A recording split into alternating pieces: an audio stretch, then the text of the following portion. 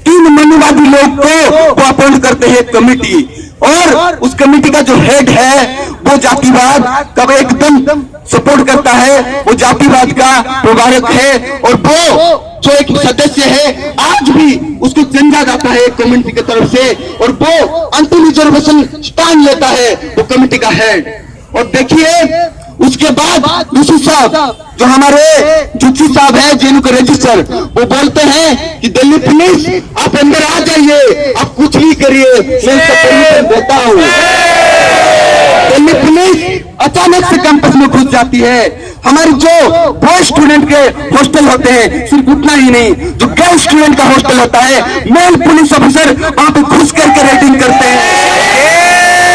और उसके बाद ये सिलसिला रुकता नहीं है। उसके बाद जेएनयू स्टूडेंट यूनियन के ऑफिस बेरर को ढूंढा जाता है, हमें रूम पे जाकर के रेड मारते हैं ये लोग, और वहां पे हमारे जो रूममेट होते हैं उनके साथ ये लोग बदतमीजी करते हैं ये लोग। और जेएनयू स्टूडेंट यूनियन के जो प्रेसिडेंट है उनको जब क्लास में कंपेन के लिए आना था, रास्ते में से ही उनका उठा लिया जाता है। दिल्ली पुलिस जबरदस्ती किसी को भी इंफॉर्मेशन ना देते हुए उठा ले जाती है।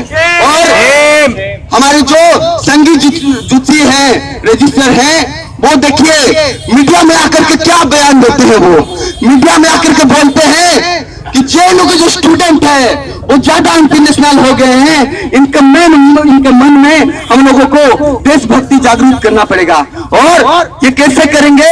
ये बोले कि जेएनयू में हम लोगों को बैटल टैंक का एस्टैब्लिश करना पड़ेगा। उसका जो टैंक होता है हम लोगों को समझ नहीं आता कि जो बैटल टैंक होता है उसको दिखा करके किस तरह से हमारे रजिस्टर साहब देशभक्ति का जो पैमाना है उसको बढ़ाएंगे।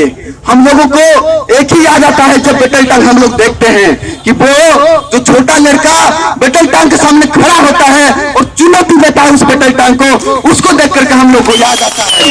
और अगर नेशनलिज्म आप लोग को यहाँ पे जागृत करना है तो 1857 में जो आदिवासी और दलित अंग्रेजों के खिलाफ लड़के जान दिए थे उनका स्मृति आप लोग एस्टैब्लिश करिए जेएनयू के अंदर, और हम लोग तब बताएंगे